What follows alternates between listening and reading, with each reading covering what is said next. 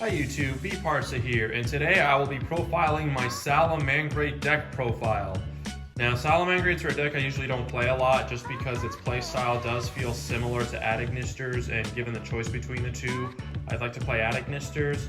But I have gotten a little bored winning with Adignisters a lot, so I wanted to try to win with something else, and I've chosen Salamangreats. Salamangreats are still good. I mean, both decks are great, and you can win with Salamangreats. I've done 4 locals, maybe more, where I've gone undefeated with this deck. So I figured it's time to go ahead and profile it. So let's get into it. Alright, so bear in mind the Salamangreat cards engine is pretty standard. So I'm going to go through the Salamangreat engine cards first, rather than just monster spells and traps. So like I said, most of it is standard, so you're not going to see a lot of creativity in the Salamangreat cards. It's more so with the staples and hand traps. So the 1 Gazelle, hopefully this card will go to more than one day. The 1 Fowl, which some people are starting to play again. The 1 Falco, 2 Foxy. You're never going to really use this card's normal summon effect. It's more, unless you absolutely have to, it's more so for an extender. The 1 Jaguar, or sorry, the 2 Jaguar. This card you don't mind seeing just because it is a Heat Soul or an Axis Code Talker by itself. The 3 Spinny, just for another free extender. And then the 3 Flame Buffalo, which is basically an honorary Salamangreat card. So you'll notice I'm not playing Parallel Exceed. The main issue I had with Parallel Exceed, well, there were 3 main issues. The first is that drawing Parallel Exceed by itself is not good unless you have another Salamangreat card to combo with it. You could say the same thing about Flame Buffalo, but at least you can search Flame Buffalo off of Silent Mining while you can't with Parallel Exceed. The second issue I had with it was that if both Gazelle and Exceed can trigger, you have to pick and choose between one of them. And then the third issue I had with Exceed was that it did conflict with Mirage Stalio if you drew into Exceed later on, because sometimes you have to go Mirage Stalio early. And to make rank 4 is a little easier, I did decide to play the Fowl, and Fowl's also good for chain blocking the Gazelle, because unlike Exceed, Fowl can combo with Gazelle when it needs to summon from hand.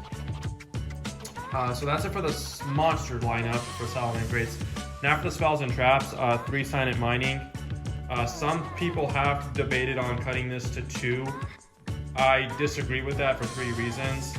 The first one is that there's no such thing as too much consistency. The second reason is that despite Circle being a 3, sometimes you want to save your Circle to protect your monster from a Nibiru or something, while Signet can be used for the search. And then the third reason is Circle can't search Flame Buffalo, which I've already mentioned, and Signet can. Speaking of which, I am playing 3 Circle, 2 Will, the 1 Field Spell, and then the 1 Rage and Roar. A lot of Salamangreat profiles I've seen hardly ever resemble Salamangreats. They're more so Hand Trap, Heat Soul, and Baguska Turbo. But I wanted to play Salamangreats as close to pure as I could. And if I'm gonna play Salamangreats, I'm doing it because of Rage and Roar. I think both of these traps are amazing. Unfortunately, you do have to play them at 1, I feel like, just because you want to make your deck as consistent as possible, and you don't want to be drawing into traps that are too slow. Not to mention, you can always dump them off the Gazelle and get them back when you need to.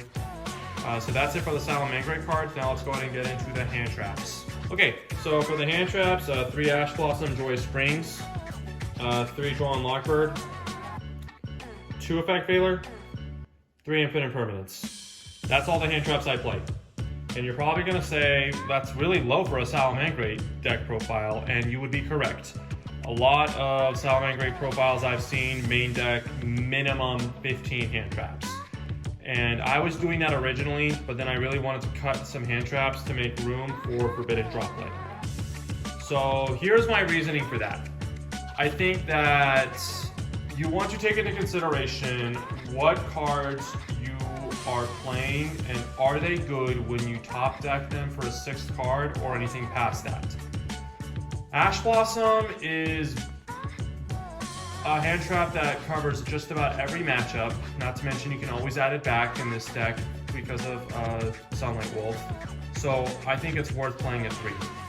Draw and Lockbird is high impact, it's worth playing at 3. Veiler's low impact, it's worth playing at 2. Imperm is higher impact, and not to mention it is good when you draw it for your 6th card when your opponent's already established, so it's worth playing at 3. Now, despite playing 15 hand traps, some lists play 15 hand traps, despite playing like 15 hand traps, there were moments, and there are going to be moments, where you don't see the hand traps when you need them. And although hand traps are very important in the modern era for stopping your opponent from getting established, I also feel like you want to take into consideration, what do I do once my opponent is established? And in this deck, when you dig through your deck with cards like Pot of Desires and Flame Buffalo, you don't want to draw into a hand trap that's worthless when your opponent has already gone off and made an established board. So that's why I figured Droplet would be worth playing. Through testing, it has worked out. But if you want to play hand traps and not Droplet, do you. Just use my deck as a guide. And then the last cards just for consistency and support are the 1 Called by the Grave and the 2 Desire. For the Salamangreat extra deck cards, the 1 Mirage Stalio, I don't think more than 1 is ever going to be needed, despite it being at 3. The 3 Balinks, and then the 3 Sunlight Wolf, which is again pretty standard. I cut Heat Leo. I know some other lists have too. So I think Heat Leo has lost a lot of favor. Is its effect good? Yeah, it's absolutely good. But the problem is Salamangreats didn't really have an issue playing through back row as it was. And also for Heat Leo to be effective, it needs to be played at 2 so you can reincarnate it. But there's just better, more useful extra deck cards, and you need to make room for them. So Heat Leo was a pretty easy card to cut. So now let's get into the non-Salamangreat extra deck cards. So the 1 copy of Baguska, just because this card's pretty awesome. When your opponent plays Despia or Sword Soul, they really don't have much of an out to this. The 1 Lingeribo. So this card is not mainly in here to stop traps. I mean, you can use it. You can use that, which is why I play it, just because if that it can come up. But the main reason I play it is because when you do your main combo of you shuffle back something into the deck to summon Jaguar and Sunlight Wolf's Arrow, you can, if you have to and you don't really have much of a other play, you can turn that Jaguar into Lingeribo and then turn your Lingeribo and Sunlight Wolf into Heat Soul. And then the 1 Splash Mage, I was playing this at 2. However, through testing, I figured it wasn't really needed at 2, and not to mention, Will of the Salamangreats is a soul charge for the deck. Nightmare Phoenix, just because the arrow does line up with Sunlight Wolf pretty well. Update Jammer to OTK, and then the 3 talkers are going to be Heat Soul, Transcode, and then Access Code. And that is it for the extra deck, guys. Let's go ahead and get into the side deck. I decided to side deck 3 DD Crow. I was maining this, but I decided to cut it to make room for the Droplet.